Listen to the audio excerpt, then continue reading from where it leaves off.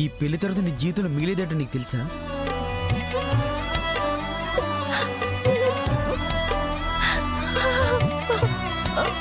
ఆ మిగిలిన జీవితంలో జీవోత్సవాలను బతికేది నిర్ణయించుకున్నావా?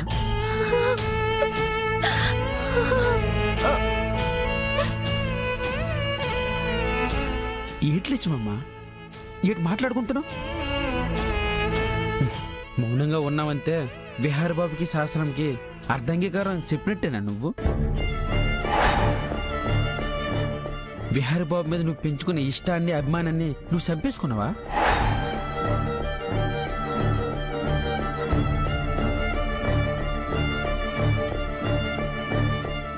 విహారబాబుకు నువ్వు భారీగా కలిగిన అదృష్టాన్ని నువ్వు చేతులను పాడు చేసుకుంటావా?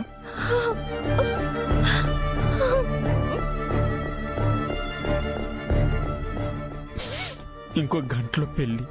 ఆ తరువాత నువ్వు ఎంత ఏడ్చినా హరిసి గీ పెట్టుకున్నా ఉపయోగం ఏంటి ఉండదు.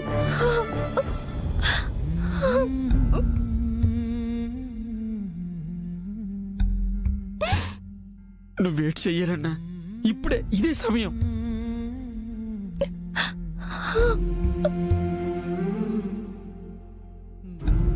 నువ్వు నాతో ఆడపట్టకపోయినా నేను నా సొంత చెల్లెలుగా చూసుకుంటాను. నా కళ్ళ ముందే నా చెల్లెల జీవితం అన్యాయం అయిపోతుంటే నేను తట్టుకోలేకపోతున్నాను.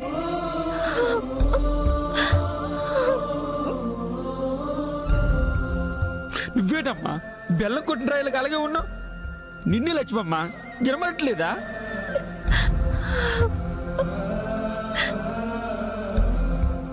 లేక జరిగిందంతా చూసి సిలవైపోవా?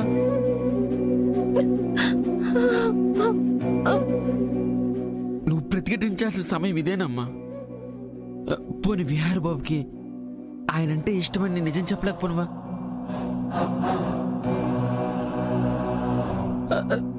కనీసం యమునమ్మ గారికి జరిగిన నిజమేటో చెప్పమ్మా. నీ జీవితాన్ని నువ్వే నిలబెట్టుకోవాలమ్మా.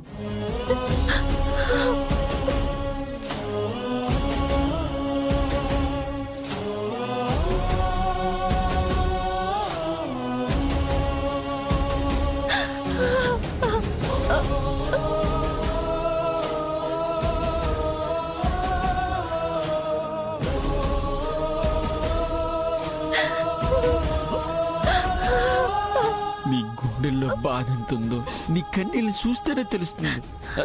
వెంటనే ఈ పెళ్ళి ఆపమ్మా.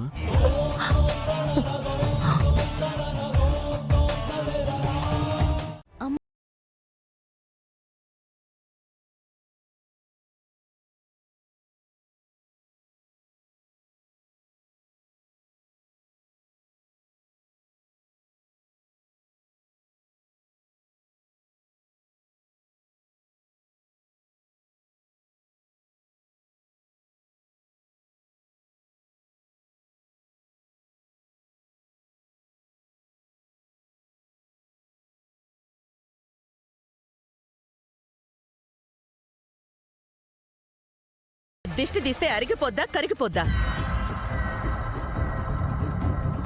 చూడమ్మా, ఇంట్లో పనుళ్ళని అంత సుకుమారంగా చూసుకుంటుందో. దిష్టి తీస్తే తనకే మంచిదని, త్వరగా పెళ్ళవుతుందని పంతులు గారు అన్నారు కదా.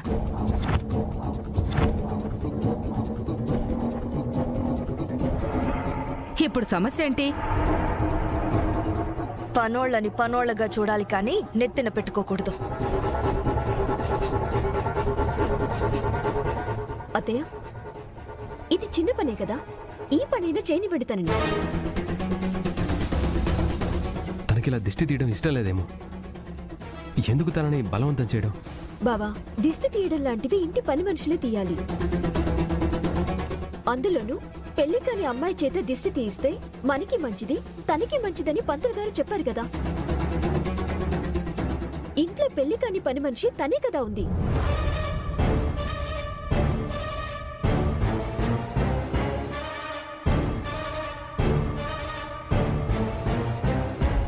నిన్ను ఎంతసేపు బ్రతిమాలాలి?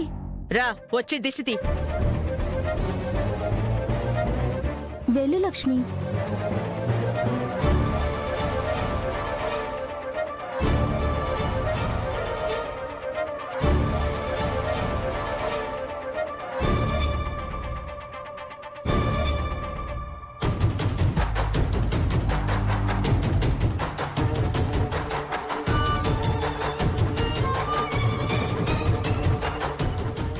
దేవుడా, ఈ హారతిచ్చే అర్హత నాకు లేదు, కానీ ఇవ్వాల్సిన పరిస్థితి వచ్చింది.